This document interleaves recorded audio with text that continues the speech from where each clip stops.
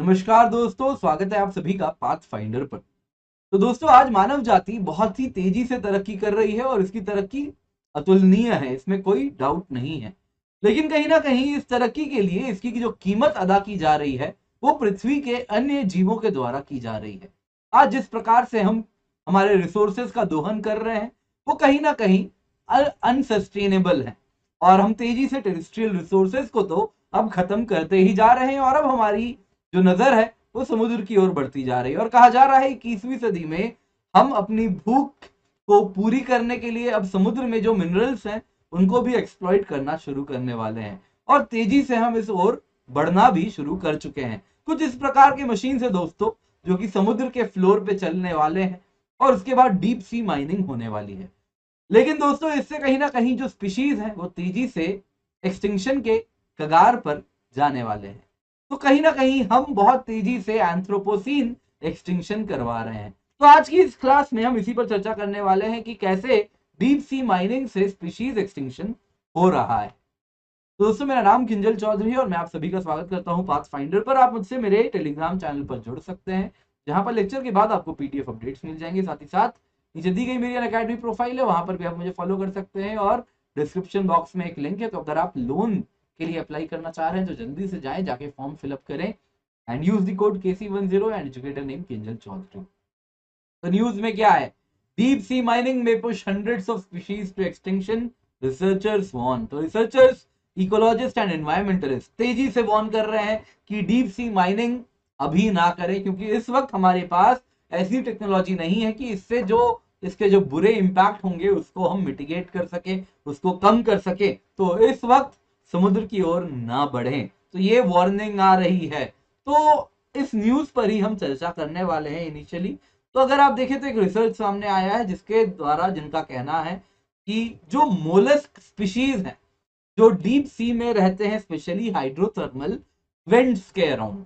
तो hydrothermal vents क्या होता है अभी हम चर्चा करेंगे। तो कुछ इस प्रकार का स्ट्रक्चर होता है समुद्र में, तो ओशन के फ्लोर में होता है। जैसे कि सरफेस पे गीजर होता है, जमीन पर गीजर होता है, वैसे ही समुद्र में इस प्रकार के हाइड्रोथर्मल वेंट्स होते हैं और इसमें अलग अलग नाना प्रकार के जीव आपको देखने मिलेंगे। फिर वो चाहे यहाँ पर आपको म्यूसल्स मिलते हैं, यहाँ पर आपको अलग अलग प्रकार के मोलस्क मिलेंगे, क्रस्टेशियन मिलेंगे एंड अलग अलग जीव देखने मिलते हैं। तो पृथ्वी में समुद्र में कई जगह पे इस प्रकार के हाइड्रोथर्मल विंड्स हैं।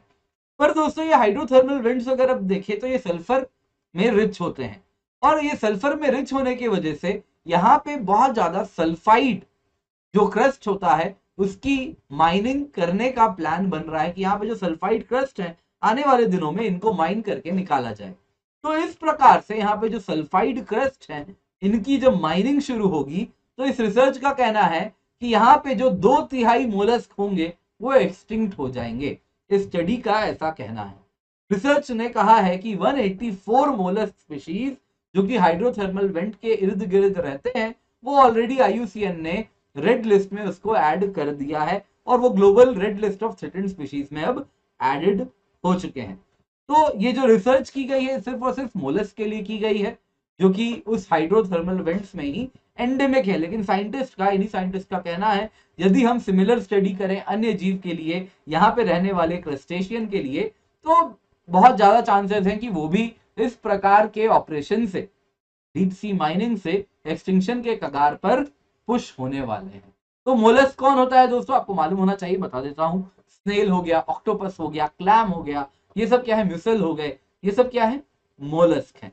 वैसे ही अगर हम देखें क्रस्टेशियन क्या होता है, लॉबस्टर हो गए, श्रिम्प हो गए, क्रैब हो गए, दे आर क्रस्टेशियंस। तो हाइड्रोथर्मल वेंट क्या है? तो दोस्तों, नॉर्मली ये वॉल्केनिकली एक्टिव रीजन्स के अराउंड आपको समुद्र में हाइड्रोथर्मल वेंट्स देखने मिलते हैं। ऑन लैंड अगर हम देखें तो इस प्रकार का फॉर्मेशन अगर लैंड पर होता है तो वो हॉट स्प्रिंग, फ्यूमरोल, गीजर्स वगैरह के रूप में देखने मिलता है। लेकिन समुद्र में इस प्रकार के हाइड्रोथर्मल वेंट्स देखने मिलते हैं। तो अगर हम हाइड्रोथर्मल वेंट्स की बात करें तो इस प्रकार का रीजन है जहां पर मैग्मा आप देख सकते हैं 1200 डिग्री पर है, बिल्कुल करीब में है, यहाँ पर हाई टेम्परेचर रीजन है। तो यहाँ से अगर आप देखें तो मैग्नेटिक फ्लूइड इस प्रकार से निकल रहा होता है। ये जो सी वाटर होता है समुद्र का, ये सी वाटर अगर आप देखें तो इस प्रकार से फिशर्स वगैरह से, क्रैक वगैरह से और प्रेशर से भी क्या होता है, धीरे धीरे नीचे जाता है। और इस प्रकार से यहाँ पे जो ऑलरेडी रॉक है उसके साथ क्या करता है, जो ब्लू कलर में आप देख रहे हैं, ब्लू एरो में आप देख रहे हैं, वहां पे दिखा रहा है कि ये समुद्र का पानी इन रॉक्स के साथ एक्सचेंज हो रहा है, तो उसके साथ मॉडिफाई हो रहा है रिएक्ट करके, फिर अंदर जाता है तो ये गैस रिच मैग्नेटिक फ्लूइड के साथ इंटरेक्ट करता है, ये मॉडिफाइड समुद्र का पानी, और उस दौरान वो गरम गरम मैग्नेटिक फ्लूइड से जब इंटरेक्ट करता है तो अलग अलग मिनरल्स यहां से एमिट होते हुए आपको दिखेंगे। तो यहां से आपको manganese, iron, iron hydroxide, carbon dioxide, H2S, methane, ये सब एमिट होते हुए दिखेंगे। तो इसी को ब्लैक स्मोक प्लूम भी कहते हैं, ब्लैक स्मोकर प्लूम। दूसरा होता है व्हाइट स्मोकर प्लूम। तो ये जो तस्वीर में आपको दिखा रहा हूं this is black smoker plume. White smoker plume में अगर आप देखें तो कैल्शियम रिच ज्यादा वो देखने मिलता है। तो इस प्रकार के हाइड्रोथर्मल फ्लूइड्स होते हैं जो कि इस प्रकार के हाइड्रोथर्मल वेंट से निकलते हैं और ये सी वाटर से मिक्स करते हैं। जाहिर सी बात है यहाँ पे H2S है, CH4 है, मिथेन है, तो कई जीव ऐसे होते हैं यहाँ पे कीमोट्रॉफ्स रहते हैं जो कि इस प्रकार के मिथेन से, हाइड्रोजन सल्फाइड से अपनी एनर्जी बनानी शुरू कर लेते हैं। तो इस प्रकार से इस रीजन में एक पूरा का पूरा इकोसिस्टम थ्राइव करने लगता है जो कि कीमोट्रॉफ से स्टार्ट होता है। जैसे पानी में आप देखें तो फाइटोप्लैंक्टन्स होते हैं जो ऑटोट्रॉफ होते हैं, जहां से फूड चेन स्टार्ट होता है, यहाँ पे कीमोट्रॉफ से फूड चेन स्टार्ट होने लगता है। सनलाइट तो आ नहीं रही है, ये बहुत ज्यादा गहराई में, डीप सी का मतलब ही होता है कि कम से कम 200 मीटर तो गहरा है, सनलाइट से नीचे है। तो अगर हम हाइड्रोथर्मल वेंट की बात करें तो अलग अलग प्रकार के आपको जीव मिलेंगे और कई जीव तो ऐसे हैं जो विश्व में और कहीं नहीं मिलते, बस और बस केवल इन हाइड्रोथर्मल वेंट्स में ही मिलते हैं। तो इंडियन ओशन में, ईस्ट पैसिफिक राइज में कई हाइड्रोथर्मल वेंट है जो कि आप देखें तो बिमिंग विथ लाइफ है, ब्रिमिंग विथ लाइफ है, और अलग अलग प्रकार का जीव यहाँ पर देखने मिलता है। तो इस प्रकार के कई हाइड्रोथर्मल वेंट्स हैं। जो रेड कलर में आपको दिख रहा है वो तो कंफर्म्ड वाले हाइड्रोथर्मल वेंट्स हैं। इंडिया की बात करें तो, इंडियन ओशन की बात करें तो, सेंट्रल इंडियन रिज है, इस इलाके में भी काफी देखने मिलते हैं। अब आते हैं second part, deep sea mining पर। तो डीप सी माइनिंग वो प्रकार की माइनिंग है जो कि 200 मीटर से नीचे जाके ओशन फ्लोर से माइनिंग करना पड़ रहा है, पर कम से कम 200 मीटर तो जरूर। तो इस प्रकार से सी फ्लोर को स्क्रैप किया जाता है, अलग अलग तरीके से अलग अलग चीजों को माइन किया जाता है। तो ओशन फ्लोर में हमें अलग अलग प्रकार की चीजें मिल सकती हैं। जैसे अभी हमने देखा हाइड्रोथर्मल वेंट, तो हाइड्रोथर्मल वेंट में इस प्रकार से यहाँ पे जो हाइड्रोजन सल्फाइड मिल रहा है और साथ साथ मिथेन वगैरह कुछ भी मिल सकते हैं, उन सब को हम माइन कर सकते हैं। तो सी फ्लोर में मैसिव सल्फाइड के क्रस्ट मिलते हैं इसी इलाके में, तो उन सल्फाइड क्रस्ट को माइन किया जाता है। वैसे ही आप अगर देखें तो पॉलीमेटेलिक नोड्यूल्स एबिसल प्लेन में मिलते हैं। तो जब वो, उनकी जो गहराई होती है वो 4000 से 6000 मीटर होती है। हाइड्रोथर्मल वेंट्स तो फिर भी 1000 से 4000 मीटर पे मिलते हैं। तो पॉलीमेटेलिक नोड्यूल्स होते हैं ओशन फ्लोर में इस प्रकार के, आप अगर देखें तो पॉलीमेटेलिक नोड्यूल्स मिलते हैं और उन पे इस प्रकार के मशीन्स, रादर रोबोट्स चलने वाले हैं। सी फ्लोर में चलने वाले इस प्रकार के रोबोट्स होंगे जो कि क्या करेंगे, पॉलीमेटेलिक नोड्यूल्स को जमा करते जाएंगे और क्रश करेंगे और ऊपर भेजते जाएंगे। तो इस प्रकार के रोबोट्स चलने वाले हैं। तो ये क्या करेंगे, पॉलीमेटेलिक नोड्यूल्स को जमा करेंगे। वैसे ही अगर आप देखें तो सी माउंट्स में, तो ओशन में जो पहाड़ वगैरह हैं, सी माउंट्स हैं, उनमें जो स्लोप्स हैं, उनका जो पीक है उसमें कोबाल्ट रिच क्रस्ट मिल सकता है। तो कोबाल्ट रिच क्रस्ट अगर आप देखें तो 800 से 2500 मीटर की डेप्थ में मिलेगा, तो उसकी भी माइनिंग होनी है। तो इस प्रकार के मशीन से दोस्तों जो कि समुद्र में इस प्रकार के ऑपरेशन करने वाले हैं, फिर वो सल्फाइड क्रस्ट को निकालना हो, पॉलीमेटेलिक नोड्यूल हो या फेरोमैंगनीज क्रस्ट हो, तो आप सोच सकते हैं ओशन के फ्लोर में जब इस प्रकार की मशीन्स चलेंगी तो क्या क्या इंपैक्ट हो सकता है। तो दोस्तों अगर इम्पैक्ट की बात करें, ओवरऑल बड़ा पिक्चर देखें, तो इम्पैक्ट अगर हम देखें तो इसका सबसे पहले तो माइनिंग एक्टिविटी से, जब ओशन फ्लोर में ऐसी भारी भारी मशीन्स चलेंगी तो ओशन फ्लोर का क्या होगा, कॉम्पैक्शन होगा, दबेगा वो। साथ साथ आप देखें तो यहाँ पे काफी ज्यादा ओशन फ्लोर में लाइट, जो कि आज तक यहाँ पे अंधेरा रहता है, 200 मीटर से ज्यादा गहरा है, तो वहां लाइट पोल्यूशन होगा, वहां पे मशीन्स चलेंगे, नॉइज पोल्यूशन होगा, अंधेरा है, वहां पे जीव कैसे मूव करते होंगे, आपने सोचा है कभी अंधेरे में, तो साउंड के थ्रू ही करते होंगे, तो काफी दिक्कत होने वाली है इस प्रकार के साउंड पोल्यूशन से। तो माइनिंग एक्टिविटी से सारी दिक्कत होगी। इसके सिवा आप देखें तो ऑयल स्पिल हो सकते हैं, एक्सीडेंट हो सकता है, एमिशंस होगा पानी में, पानी की हाइड्रोकेमिस्ट्री हम बदलने वाले हैं, पानी में डिस्चार्ज होगा, साथ साथ जब ऑपरेशन होंगे इस प्रकार के मशीन्स फ्लोर पे चलेंगे, तो सोचा है आपने कितनी मिट्टी फ्लूम बन के उड़ेगी, मिट्टी उड़ेगी, तो वो सारे ऑपरेशंस, वो सारी दिक्कतें यहाँ पर होने वाली हैं। तो सेडिमेंट प्लूम देखने मिलेगा। इसके सिवा आप अगर देखें तो सोशल कंसर्न भी है। एंड ऑफ द डे यहाँ पर जो इस प्रकार के मशीन्स को ऑपरेट करवाने वाले हैं ऊपर बैठ के, वो अलग लोग होने वाले हैं। तो इंडस्ट्री में भी चेंज आएगी, कंपोजिशन ऑफ वर्कफोर्स बदलेगा, स्किल सेट बदलने वाला है। और साथ साथ आप देखें तो काफी हैजार्डस केमिकल्स हैं जिनका इस्तेमाल होना शुरू होगा, और काफी लो सेफ्टी रिकॉर्ड्स भी इनका हो सकता है, क्योंकि ओशन की गहराई में हो रहा है। बहुत सालों हो सकता है कि हम बहुत ज्यादा नुकसान पहुंचा दें और लोगों को पता ही ना चले, काफी दिन तक छुपा के रखें, तो काफी दिक्कत हो सकती है। अब तक क्या होता है, माइंस वगैरह फिर भी पब्लिक परव्यू के आसपास होते हैं तो लोगों को पता चलता है।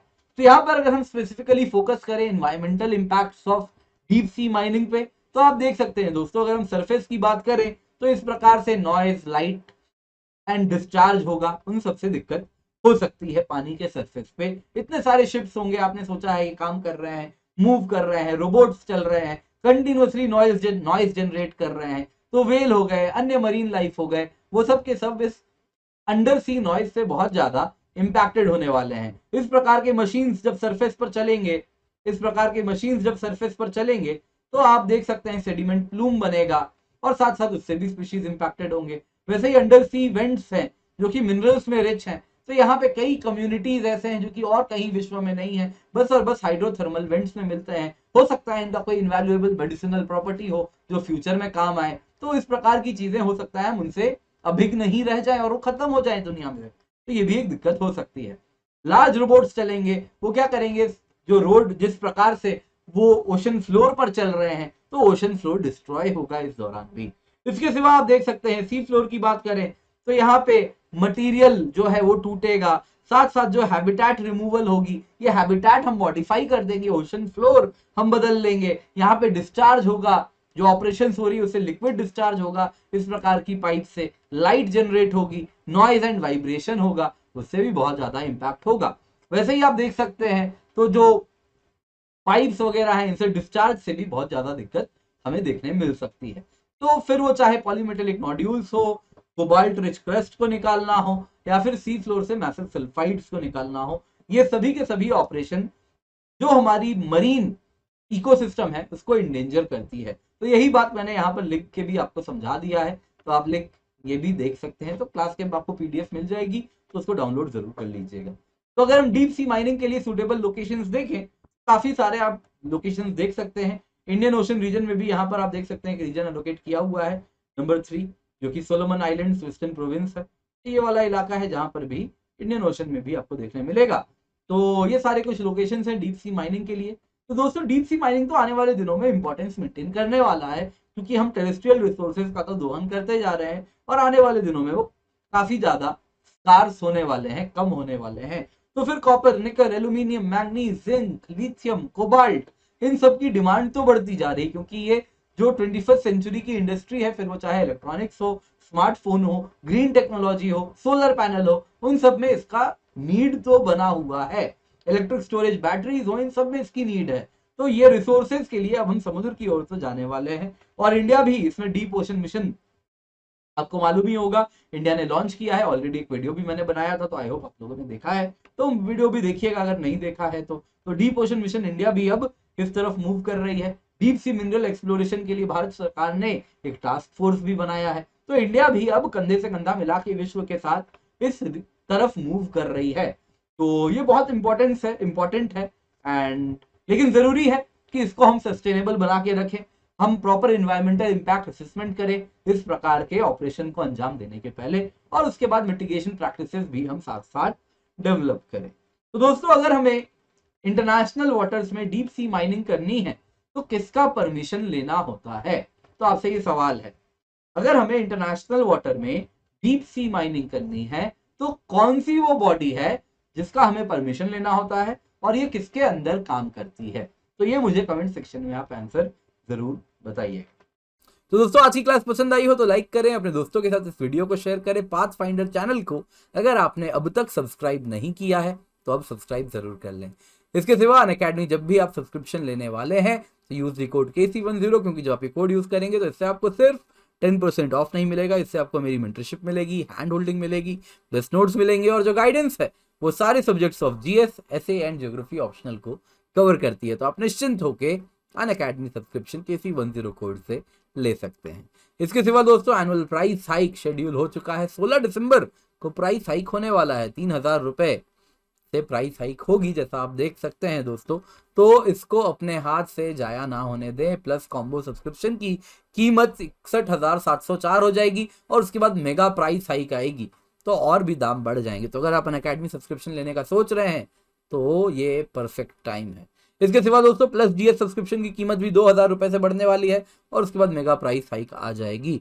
तो इसके पहले जल्दी से जाएं अनअकैडमी सब्सक्रिप्शन ले लें यूजिंग द कोड KC10। तो मेगा कॉम्बैट भी है दोस्तों 19 दिसंबर सुबह 11 बजे। तो इसमें iPad, laptop, Kindle and Fitbit वगैरह सब कुछ आपको हम प्रोवाइड कर सकते हैं। अगर आप अच्छा रैंक लाते हैं तो ये सब प्राइस है, तो इसका फायदा उठाएं एंड मेक श्योर आप अपना बेस्ट दें इस संडे को। साथ साथ दोस्तों फ्री टेस्ट सीरीज है, जैसा आप स्क्रीन पर देख सकते हैं, तो इनका हिस्सा भी आप बन सकते हैं।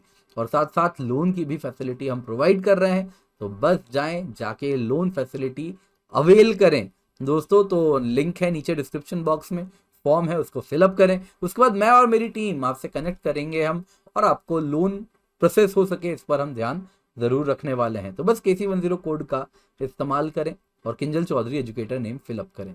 इसके सिवा दोस्तों यूपीएससी प्रिपरेशन के लिए आइकनिक सब्सक्रिप्शन का बेनिफिट है।